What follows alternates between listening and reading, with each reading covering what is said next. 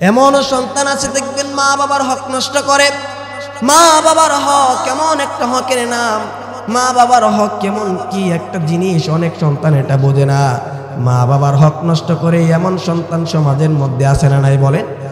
মা বাবার হক নষ্ট করা যাবে না। মা বাবার খেদমত সন্তান করবে কখন? যখন বৃদ্ধ হবে, ওই সময় মা বাবার খেদমত করতে হবে। মা বাবা যখন বৃদ্ধ হয়ে যায়, ওই সময় কিন্তু শিশুর মতো হয়ে যায়, ঠিক কি না?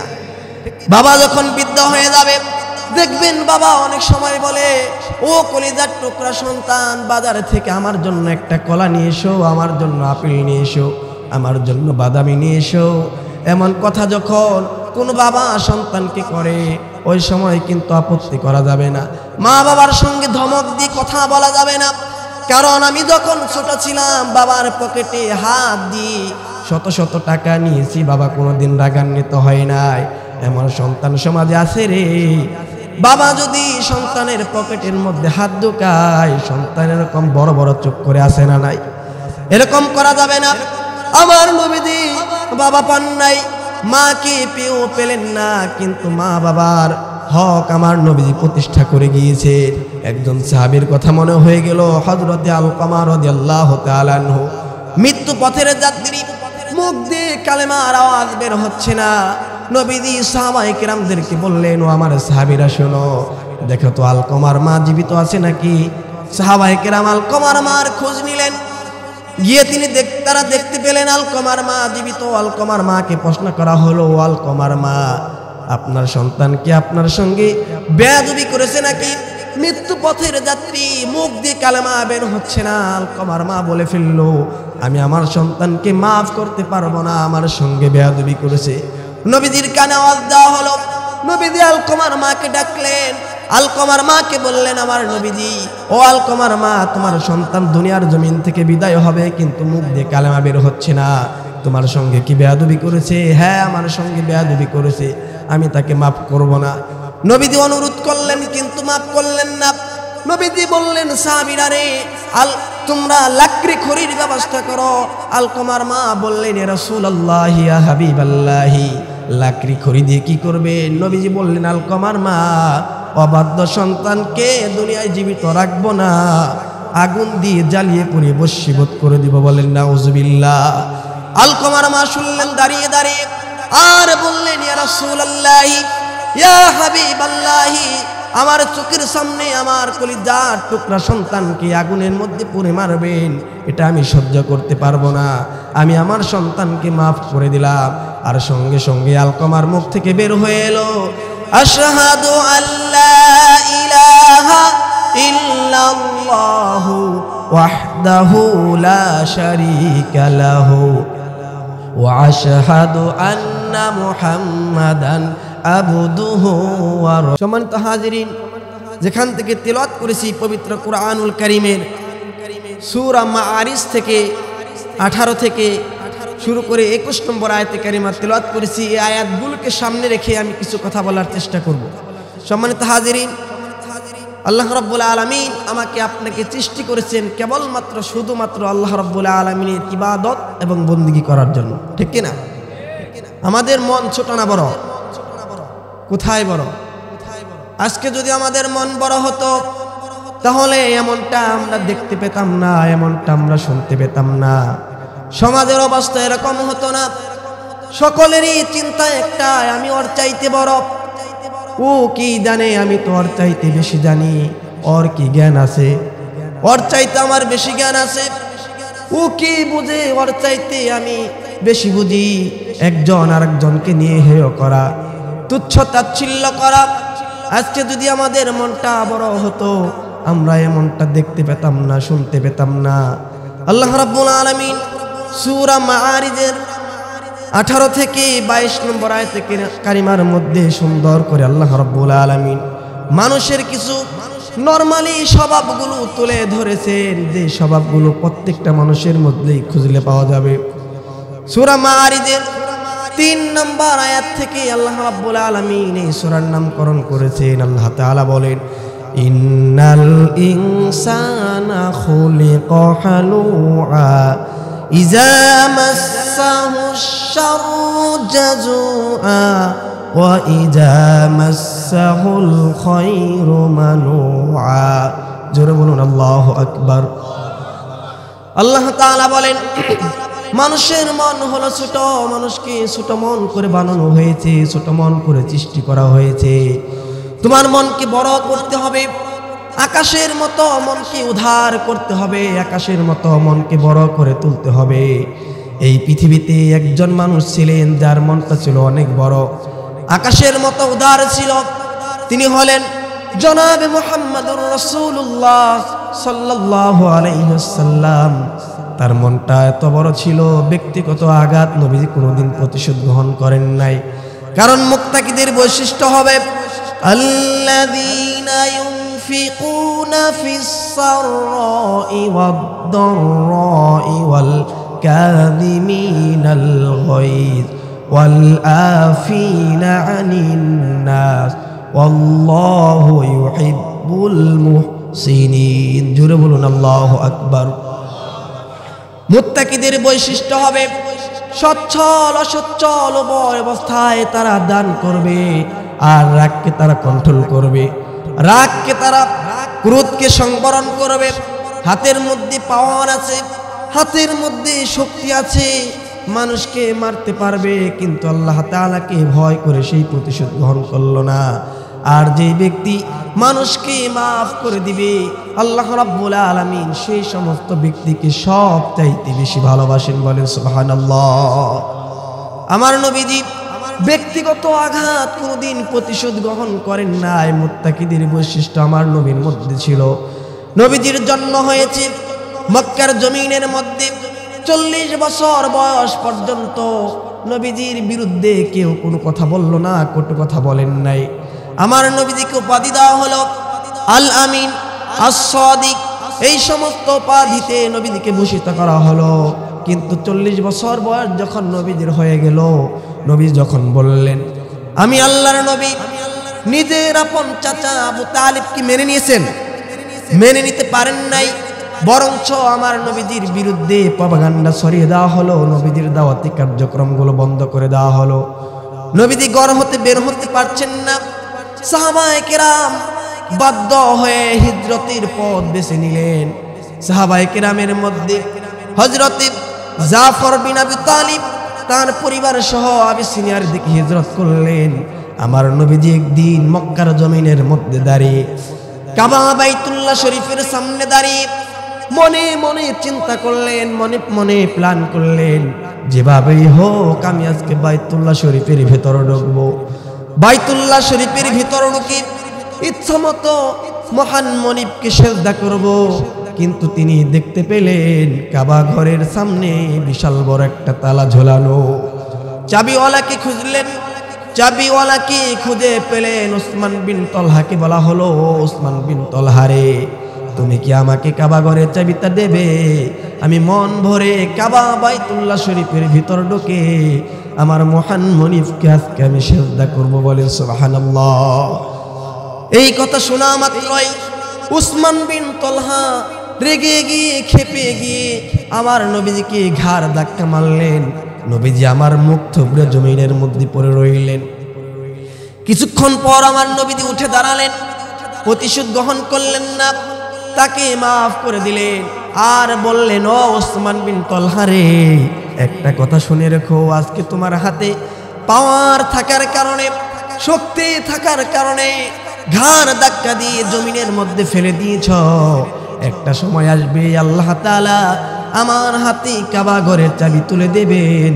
সেই সময় কিন্তু মনে রেখো, তোমারও ঘাড়ে ধাক্কা দিয়ে আমি ফেলে দেব। আমার নবীজি বললেন, উসমান বিন তলহা রে, আজকে হাতের মধ্যে পাওয়ার থাকার কারণে আমাকে ঘাড় ধাক্কা দিয়ে জমিনে ফেলে দিয়েছো। একটা সময় আসবে আল্লাহ রাব্বুল আলামিন কিন্তু কাবা শরীফের চাবি আমার হাতে তুলে দিবে। সুবহানাল্লাহ। পরে আমার নবীজি কি মিথ্যা কথা বলেন? আমার নবীজি কোনোদিন মিথ্যা কথা বলেন নাই। উসমান বিন তলহা থরথর করে কাঁপতে লাগলেন, কারণ তিনি মনে মনে চিন্তা করলেন, মুহাম্মদ জীবনে কোনো মিথ্যা কথা বলে না। মুহাম্মদ যেই কথাই বলে সেই কথাই সত্য হয়ে যায়। তার কারণ কি আমার নিজের পথটা আমি ক্লিয়ার করে নেই। নবীকে ডাকা হলো, মুহাম্মদ চাবি দিতে পারি, শর্ত হলো আবু জাহেল যাতে না জানে। আবু জাহেল যাতে না জানে, কারণ নিজের পথকে তিনি ক্লিয়ার করার চেষ্টা করলেন। কারণ কাবা ঘরের চাবি একদিন নবীজির হাতে তুলে যাবে কিনা, একদিন নবীজির হাতে তুলে যাবে। এই কারণে তিনি চিন্তা করলেন যে কোনো কায়দাই হোক, যেহেতু নবীজির হাতে কাবা ঘরের চাবি চলে যাবে, তার কারণ আছে, আমার নিজের পথকে আমি ক্লিয়ার করি। ও মুহাম্মদ কাবা ঘরের চাবি দিতে পারি, শর্ত হলো আবু জাহেল যাতে না জানে। কারণ ওই সময় মক্কার সিটি মেয়র ছিল কে? আবু জাহেল। বিনা ভোটে নির্বাচিত সিটি মেয়র ছিল। কথাগুলো কি বোঝা যায়? বিনা ভোটে নির্বাচিত সিটি মেয়র ছিল আবু জাহেল। আবু জাহেল যাতে না জানে, সাময়িক সময়ের জন্য নবীজির হাতে কাবা ঘরের চাবি তুলে দেওয়া হলো। আমার নবীজি চাবি দিয়ে তালা খুললেন। তালা খুলে কাবা ঘরের ভিতর ঢুকেই তিনি দেখতে পেলেন শত শত মূর্তি দিয়ে কাবা ঘরের ভিতরে সাজানো আছে। বলেন নাউজুবিল্লাহ। মূর্তি দেখার পরে আমার নবীজি ঠিক থাকতে পারলেন না, মাথা প্রচন্ড গরম হয়ে গেল। আমার নবীজি মনে মনে চিন্তা করলেন, যেভাবেই হোক মূর্তিগুলো আমি আজকে ভাঙবো। কারণ আমার নবীজির শরীরে লুকায়িত ছিল নবী ইব্রাহিম আলাইহিস সালামের রক্ত। ইব্রাহিম আলাইহিস সালাম তো মূর্তির বিপক্ষে এত শক্ত অনড় ছিলেন, এত শক্ত ছিলেন যে তার বাবা মূর্তি বানাতো আর ইব্রাহিম আলাইহিস সালাম মূর্তি ভাঙতেন। ঠিক না? মূর্তি পূজারীর ছেলে ইব্রাহিম তিনি মূর্তি ভাঙার ষড়যন্ত্র করতেন, মূর্তি ভাঙতেন। আর সেই ইব্রাহিমের সন্তান আমরা মূর্তি বানানোর চেষ্টা করি। ঠিক না? মূর্তির পূজা যে করে, আল্লাহ রাব্বুল আলামিন বলেছেন এমন জাতীয় গুনাহ যারা করবে তাদের জীবনেও কোনো ভরণ পোষণের দরকার আছে নাকি? আপনার অন্য কোনো সমস্যা আছে নাকি? ইবনে মাসউদ বললেন আমার সমস্যা হলো কবরের মধ্যে আমি জবাব দিব কি। তিনি চিন্তা করলেন কবরের মধ্যে আমি জবাব দিব কি। ওসমান রাদিয়াল্লাহু তাআলা আনহু বললেন এমন জাতীয় প্রশ্ন আমি আপনাকে করি নাই, আপনাকে আমি প্রশ্ন করেছি। আপনি দুনিয়া থেকে বিদায় হচ্ছেন, আপনার মেয়ে সন্তান রেখে যাচ্ছেন, যদি তাদের সাহায্যের কোনো দরকার হয় রাষ্ট্রীয় তহবিল থেকে তাদেরকে আমি সাহায্য করব। ইবনে মাসউদ বললেন আমিরুল মুমিনিন, আমার কোনো সাহায্যের দরকার নাই, আমার মেয়েদের কোনো সাহায্যের দরকার নাই। আমি আমার মেয়েদেরকে এমন একটা আমল শিক্ষা দিয়েছি, তারা যদি প্রত্যেক দিন সকাল এবং সন্ধ্যা সূরা ওয়াকিয়া তেলাওয়াত করতে পারে তাদের রিজিকের ব্যবস্থা আল্লাহ তাআলা করে দিবেন। বলেন সুবহানাল্লাহ। কোন সূরা তেলাওয়াত করতে হবে বলেন? সূরা ওয়াকিয়া তেলাওয়াত করলে রিজিকের ব্যবস্থা করে দিবেন কে? আল্লাহ রাব্বুল আলামিন করে দিবেন। এজন্য সব সময় গুনাহ নিয়ে চিন্তা করতে হবে। আল্লাহ তাআলা কোরআনের মধ্যে সুন্দর করে বললেন ইন তাজতানিবু কাবাইরা মা তুনহাউনা আনহু নুকাফির আনকুম সাইয়্যাতিকুম ওয়া নুদখিলকুম মুদখালান কারীমা। জোরে বলুন আল্লাহু আকবার। আল্লাহ তাআলা বলে বান্দারে যদি বড় বড় গুনাহ থেকে নিজের জীবনকে গুটিয়ে নিতে পারো, ছোট ছোট গুনার দিকে আমি আল্লাহ রাব্বুল আলামিন নজর করব না। জোরে বলেন সুবহানাল্লাহ। বড় বড় গুনাহকে তিন ভাগে ভাগ করা হয়েছে। বড় বড় গুনার ব্যাখ্যা দিতে গেলে ঘন্টার পর ঘন্টা লেগে যাবে। বড় বড় গুনাহকে তিন ভাগে ভাগ করা যায়। কয় ভাগে বলেন? তিন ভাগে। নাম্বার 1 হলো জুলুম, নাম্বার 1 হলো ফুসুক, নাম্বার 3 হলো ফুজুর। জুলুম কাকে বলে? জুলুম কি? যারা জুলুম করে তারা হলো জালেম, আর যারা ফুসুকি করে তারা হলো ফাসিক। আমার সমাজে মনে হয় জালেমও নাই, মনে হয় ফাসিকও নাই। আছে না নাই? আল্লাহ তাআলা বলেন যারা আমি আল্লাহ রাব্বুল আলামিনের কোরআন দিয়ে বিচার করবে না তারা হলো জালেম। জুলুম তাকে বলা হয় মাথায় থাকবে টুপি, এই টুপি যদি মাথায় না দিয়ে হাঁটুতে লাগায় এটা জুলুম হয়ে যায়। হাতের মধ্যে ঘড়ি রাখতে হবে, হাতে না লেখে যদি আপনি পায়ের মধ্যে লাগান তাহলে এটা জুলুম হয়ে যাবে। জুতা রাখতে হবে পায়ে, পায়ে না রেখে যদি গলার মধ্যে মালা দেন এটা কি হবে? এটা হবে জুলুম। মোট কথা হলো হক নষ্ট করা হলো জুলুম, আল্লাহর হক নষ্ট করা জুলুম, মা বাবার হক নষ্ট করা জুলুম। এমনও পিতামাতা সমাজের মধ্যে আছে মেয়ের ধন সম্পত্তিগুলো ছেলের নামে দলিল করে দেয়, আছে না নাই? এরকম করলে কিয়ামতের ময়দানে আপনি যদি মেয়ের সম্পত্তিগুলো আত্মসাৎ করেন, ছেলের নামে দলিল করে দেন, সম্পত্তি বন্টন করতে গিয়ে হেরফের করেন, জান্নাত বন্টন করতে গিয়েও আল্লাহ রাব্বুল আলামিন কিন্তু হেরফের করবে, ঠিক না? এমনও সন্তান আছে দেখবেন মা বাবার হক নষ্ট করে। মা বাবার হক কেমন একটা হকের নাম, মা বাবার হক কেমন কি একটা জিনিস, অনেক সন্তান এটা বোঝে না। মা বাবার হক নষ্ট করে এমন সন্তান সমাজের মধ্যে আছে না নাই বলেন? মা বাবার হক নষ্ট করা যাবে না। মা বাবার খেদমত সন্তান করবে কখন? যখন বৃদ্ধ হবে, ওই সময় মা বাবার খেদমত করতে হবে। মা বাবা যখন বৃদ্ধ হয়ে যায়, ওই সময় কিন্তু শিশুর মতো হয়ে যায়, ঠিক কি না? বাবা যখন বৃদ্ধ হয়ে যাবে, দেখবেন বাবা অনেক সময় বলে, ও কলিজার টুকরা সন্তান, বাজার থেকে আমার জন্য একটা কলা নিয়ে এসো, আমার জন্য আপেল নিয়ে এসো, আমার জন্য বাদামি নিয়ে এসো। এমন কথা যখন কোনো বাবা সন্তানকে করে, ওই সময় কিন্তু আপত্তি করা যাবে না। মা বাবার সঙ্গে ধমক দিয়ে কথা বলা যাবে না। কারণ আমি যখন ছোট ছিলাম, বাবার পকেটে হাত দিয়ে শত শত টাকা নিয়েছি, বাবা কোনোদিন রাগান্বিত হয় নাই। এমন সন্তান সমাজে আছে রে। বাবা যদি সন্তানের পকেটের মধ্যে হাত ঢুকায়, সন্তান এরকম বড় বড় চোখ করে আসে না নাই? এরকম করা যাবে না। আমার নবীজি বাবা পান নাই, মাকে পেও পেলেন না, কিন্তু মা বাবার হক আমার নবীজি প্রতিষ্ঠা করে গিয়েছে। একজন সাহাবীর কথা মনে হয়ে গেল, হযরতে আলকামা রাদিয়াল্লাহু তাআলা আনহু, মৃত্যু পথের যাত্রী, মুখ দিয়ে কালেমার আওয়াজ বের হচ্ছে না।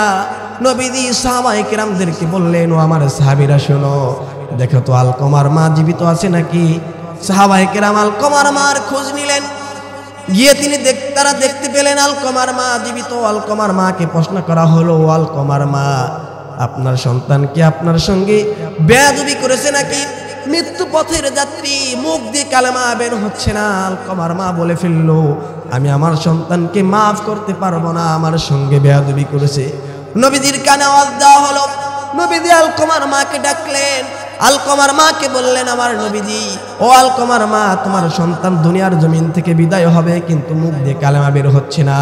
তোমার সঙ্গে কি বেয়াদবি করেছে? হ্যাঁ, আমার সঙ্গে বেয়াদবি করেছে, আমি তাকে মাফ করব না।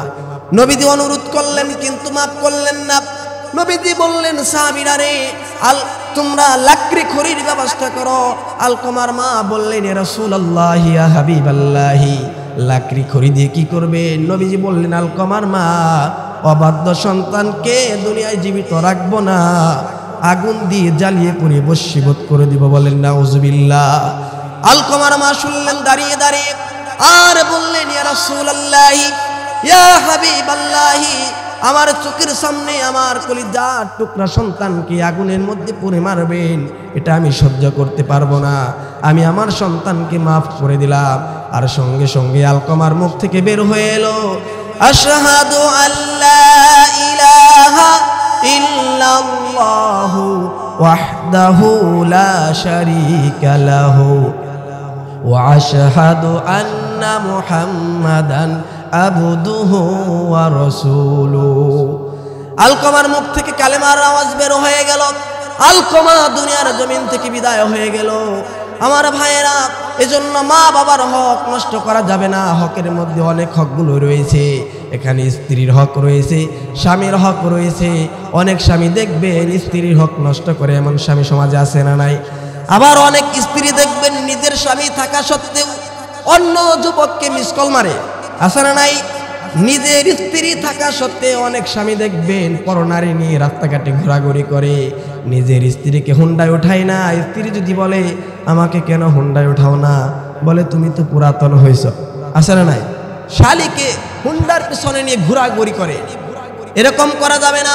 হকগুলো নষ্ট করা যাবে না, নোংরামি করা যাবে না। পাপ যত করবেন, রোগ ব্যাধি সমাজের মধ্যে ততই ছড়িয়ে যাবে।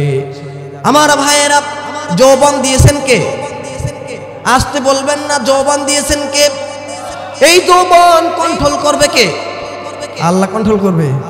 নিজের যৌবন নিজেকে কন্ট্রোল করতে হবে। সুস্থতা দান কে বলেন? সুস্থতা দান করেন কে? আবার অসুস্থ করেন কে? বিড়ি খায় কে? আল্লাহ বিড়ি খায়। আপনি বিড়ি খাচ্ছেন, আপনার লাঞ্চ নষ্ট করছেন, দেহকে নষ্ট করে ফেলছেন, আর আল্লাহকে দোষ দিচ্ছেন না। না, এগুলো করা যাবে না। আমার ভাইরা, রাস্তা দিয়ে যখন চলাচল করি নাক দিয়ে ধুলা যায় কিনা বলেন? নাক দিয়ে ধুলা গেলে আল্লাহ তাআলা অটোমেটিক হাসির ব্যবস্থা করে দেন। এই হাসির গতি যদি আপনি জানতেন তাহলে বুঝতে পারতেন, এক একটা হাসি যখন আমরা দিয়ে ফেলি প্রত্যেকটা মানুষের শরীর থেকে কম পক্ষে 3 থেকে 4,000 জীবাণু বের হয়ে যায়। বলেন সুবহানাল্লাহ। হাসির গতি হচ্ছে ঘন্টায় 160 মাইল। সুবহানাল্লাহ পড়েন। 160 মাইল বেগে যখন এক একটা হাসি আমাদের শরীর থেকে বের হয়ে যায়, শরীর থেকে আল্লাহ রাব্বুল আলামিন দেখবেন 3 থেকে 4,000 জীবাণু আল্লাহ তাআলা বের করে দেন। জোরে বলেন সুবহানাল্লাহ। কারণ মোবাইল চালাতে চালাতে অনেক সময় হ্যাং করে না? হ্যাং করার সঙ্গে সঙ্গে যখন আপনি রিসেট মারবেন, মোবাইল কিন্তু আগের মতো কাজ করে, ঠিক কি না? মানুষের ব্রেন নিয়ে যখন মানুষ চিন্তা ভাবনা করে, চিন্তা করতে করতে মানুষের ব্রেইন দেখবেন, ব্রেইনের মধ্যে আল্লাহ রাব্বুল আলামিন অনেকগুলো নার্ভ দিয়েছেন। নার্ভগুলো অনেক সময় দেখবেন সুরখর নার্ভগুলো নিষ্ক্রিয় হয়ে যায়। এজন্য আল্লাহ তাআলা এগুলোকে সক্রিয় করার জন্য 160 মাইল বেগে এক একটা হাসির ব্যবস্থা করে দেন। জোরে বলি সুবহানাল্লাহ। রাস্তা দিয়ে হাঁটাহাঁটি করার সময় অনেক সময় চোখ দিয়ে ধুলাবালি ঢুকে যায় কিনা? চোখ দিয়ে ধুলাবালি ঢুকে না? চোখ দিয়ে ধুলাবালিগুলো ঢুকে যায়। এই ধুলাবালি যদি বের হয়ে না আসতো তাহলে আমি আপনি বাঁচতে পারতাম না। আল্লাহ তাআলা চোখের মধ্যে এমন অটোমেটিক পানির ব্যবস্থা করে দিয়েছেন। এই পানি তো সাধারণ পানির মতো পানি নয়। সাধারণ পানির মতো পানি হলে এটা আইস হয়ে যেত, বরফ হয়ে যেত। চোখের মধ্যে আল্লাহ তাআলা তেলের ব্যবস্থা করেছেন, ইলেকট্রোলাইটের সংমিশ্রণ দিয়েছেন, জটিল মিশ্রণ দিয়েছেন, এরপরে চেষ্টা দিয়েছেন, এর মাধ্যমে অটোমেটিক পানির ব্যবস্থা করে দেন। অটোমেটিক পানির ব্যবস্থা করে আল্লাহ রাব্বুল আলামিন চোখ থেকে জীবাণুগুলো বের করে চোখকে রিফ্রেশ করে দেন। বলেন সুবহানাল্লাহ। আল্লাহ বলে, বান্দারে চোখের মধ্যে পানি দিলাম, এই চোখ দিয়ে পরনারীর দিকে নজর করা যাবে না। পরনারী চোখের সামনে পড়ার পর চোখে যদি দৃষ্টিকে যদি হেফাজত করতে পারো রে বান্দা, তাহলে মুজাহিদের সমান সওয়াব আমি আল্লাহ রাব্বুল আলামিন তোমার আমলনামায় দিয়ে দেব। বলেন সুবহানাল্লাহ। আমার ভাইয়েরা, হকের মধ্যে অনেক হক রয়েছে। একটা ইতিহাস মনে হয়ে গেল, আমার নবীজি সাহাবায়ে কেরাম পরিবেষ্টিত অবস্থায় বসে আছেন। সাহাবায়ে কেরামদেরকে বললেন, ও আমার সাহাবীরা শোনো, আমি কি তোমাদেরকে এমন একটা ইতিহাস শোনাবো না যে ইতিহাসের মধ্যে শিক্ষা রয়েছে 3টি? আসতে বলবেন না, শিক্ষা রয়েছে কয়টি? শিক্ষা রয়েছে 3টি। সাহাবায়ে কেরাম বললেন, ইয়া রাসূলুল্লাহ, ইয়া হাবিবাল্লাহ, সেই ইতিহাস আমাদেরকে শোনান। নবীজি বললেন, বনি ইসরাইল যুগে 3 যুবক দূর কোথাও সফর করেছিল। এমন সময় প্রতিমধ্যে সন্ধ্যা ঘনিয়ে এলো, আকাশের মধ্যে মেঘ জমা হলো। তারা মনে মনে চিন্তা করলেন, পাহাড়িয়া গুহার ভিতরে আমরা আশ্রয় নিব। তারা পাহাড়িয়া গুহার ভিতরে আশ্রয় নিলেন। এমন সময় বজ্রপাত শুরু হয়ে গেল, বিশাল বড় বড় শিল পড়তে শুরু করলো। বৃষ্টি যখন প্রচন্ড শুরু হয়ে গেল, বিশাল বড় একটা পাথর এসে সেই গুহার মুখে আটকে পড়ল। 3 জন যুবক বের হয়ে আসা সম্ভব হবে না। তারা মনে মনে চিন্তা করলেন, তাদের জীবনের নেক আমলের বিনিময়ে আল্লাহ তাআলার কাছে সাহায্য চাইলেন। প্রথম ব্যক্তি আল্লাহর কাছে বললেন, রব্বুল আলামিন, জীবনে ভালো কোনো আমল করতে পারি নাই, একটা মাত্র ভালো আমল আমি করেছি, সেটা হলো আমার বাড়িতে অনেক দিন মজুর কাজ করেছে, জীবনে কোনো দিন মজুরের টাকা আমি আত্মসাৎ করি নাই। হঠাৎ করে একদিন একটা দিন মজুর কাজ করে পারিশ্রমিক না নিয়ে আমার বাড়ি থেকে চলে গেল। অনেক দিন পর আমার বাড়িতে চলে এসে বলতে লাগলো, ভাই, আমি যে কাজ করেছিলাম পারিশ্রমিক আমি নেই নাই। সেই পারিশ্রমিক দিয়ে সেই বাড়িওয়ালা কি করেছে, ছাগল ক্রয় করেছে, ছাগল থেকে ছাগলের পাল হয়ে গিয়েছে। যখন সেই দিন মজুর পারিশ্রমিকের টাকা ফেরত চাইলো, তিনি বললেন, নিয়ে যাও, তুমি ছাগলের পাল সহ নিয়ে যাও। রব্বুল আলামিন, এই আমল কি আপনার দরবারে কবুল হয় নাই? যদি কবুল হয়ে যায়, আজকের বিপদ থেকে আপনি আমাদেরকে উদ্ধার করেন। বলেন সুবহানাল্লাহ। আল্লাহ তাআলা পাথরকে কিঞ্চিত পরিমাণ দূরে সরিয়ে দিলেন। যত দূর দূরে সরিয়ে দেওয়া হয়েছে, 3 জন যুবকের একজনও সেখান থেকে বের হয়ে আসা সম্ভব হবে না। দ্বিতীয় ব্যক্তি আল্লাহর কাছে দোয়া করলেন, রব্বুল আলামিন, জীবনে তেমন কোনো ভালো আমল আমি করতে পারি নাই, একটা মাত্র আমল আমি করেছি। আমার চাচাতো বোনের সঙ্গে একটা জেনা কাজ করার জন্য একটা সুযোগ হয়েছিল। আমি আমার চাচাতো বোনের ওর উপর উঠে গিয়েছিলাম। চাচাতো বোন আমাকে বললেন, ও আমার ভাই রে, এখানে কিন্তু আমি আর আপনি অবস্থান করছি না, এখানে আরেকজন আছে, তিনি হলেন আকাশের মালিক, তিনি হলেন আমার রব, তিনি হলেন রব্বুল আলামিন। সে আল্লাহকে আপনি ভয় করেন। এই কথা শোনা মাত্র আমার কানের মধ্যে যাওয়া মাত্র আল্লাহকে ভয় করে সেখান থেকে আমি চলে এসেছি। রব্বুল আলামিন, এই আমল যদি আপনার দরবারে কবুল হয়ে যায় তাহলে আজকের বিপদ থেকে আপনি আমাদেরকে হেফাজত করেন, বলেন সুবহানাল্লাহ। আল্লাহ তাআলা পাথরকে আর একটু দূরে সরিয়ে দিলেন। যত দূর সরিয়ে দেওয়া হয়েছে, 3 যুবকের একজন গুহা থেকে বের হয়ে আসা সম্ভব হবে না। তৃতীয় ব্যক্তি আল্লাহর কাছে দোয়া করলেন, রব্বুল আলামিন, জীবনে তেমন কোনো ভালো আমল করতে পারি নাই, একটা মাত্র আমল করেছি। আমলটা হলো আমি ঘরে ফিরতে একদিন আমার অনেক রাত হয়ে গেল। বাড়ি ফিরে আমি দেখতে পেলাম আমার স্ত্রী জাগ্রত অবস্থায় আছে। আমার স্ত্রী আমার ধুলোমলিন চেহারা দেখে 1 গ্লাস ভর্তি দুধ আমার হাতের মধ্যে তুলে দিলেন। সেই দুধ আমি পান করলাম না। আমার মেয়ে পান করতে চাইলো, মেয়েকেও আমি দিলাম না। হঠাৎ করে মনে হয়ে গেল আমার মায়ের কথা। আমার মায়ের কাছে চলে গেলাম। মায়ের কাছে গিয়ে বললাম, মা, আমি অনেক রাত হয়েছে, বাড়ি ফিরেছি, আমার স্ত্রী আমার হাতের মধ্যে গ্লাস ভর্তি দুধ দিয়েছে, সন্তান পান করতে চেয়েছি, সন্তানকে পান করতে দেই নাই, আমিও পান করি নাই। তোমার কথা মনে হয়েছে, তোমার জন্য নিয়ে এসেছি, তুমি দুধটুকু পান করে নাও। আমার মা দুধটুকু পান করলেন। দুধ পান করার সময় আমার মা যখন দুধ পান করলেন, রব্বুল আলামিন, এই আমল কি আপনার দরবারে কবুল হয় নাই? এই আমল যদি আপনার দরবারে কবুল হয়ে যায় তাহলে আজকের বিপদ থেকে আপনি আমাদেরকে উদ্ধার করেন, বলেন সুবহানাল্লাহ। আল্লাহ রাব্বুল আলামিন সেই পাথরকে গুহার মুখ থেকে সম্পূর্ণ দূরে সরিয়ে দিলেন আর 3 যুবকের সেই গুহার মুখ থেকে বের হওয়ার ব্যবস্থা করে দিলেন, বলেন সুবহানাল্লাহ। এই ইতিহাসের মধ্যে শিক্ষা আছে, 3টি শিক্ষা আছে। কয়টি বলেন? 1 নম্বর হলো পরনারীর সঙ্গে সম্পর্ক রাখা যাবে না, দিন মজুরের টাকা আত্মসাৎ করা যাবে না, মা বাবার হক নষ্ট করা যাবে না। মা বাবার হক এমন একটা হকের নাম, মা বাবার হক নষ্ট করে মক্কা মদিনায় সাই করেন, জিয়ারত করেন, উমরা করেন, আল্লাহ রাব্বুল আলামিনের জান্নাত পাওয়া সম্ভব হবে না, ঠিক কি না? আমার ভাইয়েরা, আলোচনা আমার ছেড়ে দিতে হবে। যেখান থেকে তেলাওয়াত করেছি সেখানে পরের আয়াতের মধ্যে আল্লাহ তাআলা বলেছেন, ওয়া ইজা মাসসাহুল খায়রু মানুআ, মানুষের সামনে যখন বিপদ চেপে আসে মানুষ ওই সময় ঘাবড়ে যায়, আছে না নাই? যখন বিপদ চেপে আসে ওই সময় হতাশ হয়ে যায়। বিপদ আসলে হতাশ হওয়া যাবে না, কারণ আল্লাহ তাআলা বিপদ দেন ওই ব্যক্তিকে যাকে আল্লাহ তাআলা সবচাইতে বেশি ভালোবাসেন। বলতেছিলাম যে আল্লাহ রাব্বুল আলামিন আমার নবীজির হাতে মক্কার শরীফের চাবি তুলে দিবেন। অনেক সময়ের প্রয়োজন ছিল কিন্তু সময় নাই, আমি আলোচনা শেষ করে দিব। নবীজি কিন্তু হতাশ হন নাই। নবীজি মক্কার জমিন থেকে চলে যাবেন, হিজরত করবেন মদিনার দিকে, কিন্তু নিজের বড় মেয়ে জামাই সহ রয়ে গেলেন। আমার নবীজি মক্কা থেকে হিজরত করে যাবেন মদিনার দিকে। মদিনা হচ্ছে উত্তর দিকে, নবীজি গেলেন দক্ষিণ দিকে, জাবালে সৌরের দিকে চলে গেলেন। 3 মাইল পথ অতিক্রম করলেন। সেখানে 3 দিন 3 রাত থাকার পরে নবীজি যখন সেখান থেকে মদিনার দিকে ব্যাক করলেন, মদিনা হিজরত করার পর কাফের বেঈমানেরা ষড়যন্ত্র করলো, বদরের যুদ্ধে ডাক দেওয়া হলো। বদর যুদ্ধে আমার রাসূল সাল্লাল্লাহু আলাইহি সাল্লাম সাহাবায়ে কেরামদেরকে জড়ো করলেন। সেখানে বদর যুদ্ধে মুসলমানদের সংখ্যা ছিল 313 জন আর কাফেরদের সংখ্যা ছিল 1000। সেই যুদ্ধে মুসলমান বিজয় লাভ করেছিল, ঠিক কি না? সম্মানিত হাজিরিন, আমাকে মনে হয় আলোচনা শেষ করতে বলা হয়েছে। যেহেতু মেহমান পিছনে মনে হয় বসে আছে, একজন মেহমানকে বসিয়ে রাখা আর একজন মেহমানের আলোচনা করা হচ্ছে বেয়াদবি। এজন্য যতটুকুন কথা বলেছি সূরা মাআরিজের 18, 19 এবং 20 নম্বর আয়াতের মধ্যে আল্লাহ রাব্বুল আলামিন বলেছেন, মানুষকে সৃষ্টি করা হয়েছে ছোট মন করে। মানুষের মন কি বড় না ছোট? মানুষের মন একেবারেই ছোট। মনকে আকাশের মতো উদ্ধার করতে হবে, মানুষকে বুকে টেনে নিতে হবে, কাছে টেনে নিতে হবে। এখন দেখবেন সাধারণ মুসল্লিরা কাছে টানবে কি, এক হুজুর আর এক হুজুরকে দেখতে পারে না, ঠিক না?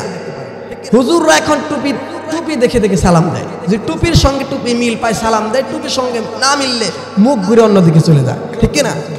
মুসলমান এখন দলে দলে ভাগ হচ্ছে। যদি দেখে জুব্বা পরেছে জুব্বাওয়ালাকে সালাম দেয়, যে ফাটা পাঞ্জাবি পরে তাকে সালাম দিতে চায় না। মিলাদ কিয়াম নিয়ে দ্বন্দ্ব করে, যেগুলো নিয়ে আমাদের রিসার্চ করতে হবে সেগুলো নিয়ে রিসার্চ করে না। এই জন্য গোটা পৃথিবীতে সবচাইতে বেশি নির্যাতনের শিকার হচ্ছে মুসলমান, ঠিক না? মুসলমান যদি পক্ষের প্ল্যাটফর্ম গড়ে তুলতে পারতো তাহলে মুসলমান নির্যাতনের শিকার হতো না, গোটা পৃথিবীর নেতৃত্ব মুসলমানদের হাতে চলে আসতো।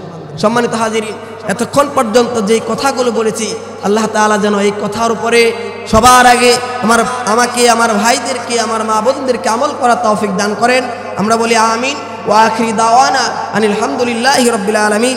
আসসালামু আলাইকুম ওয়া রাহমাতুল্লাহি ওয়া বারাকাতুহু।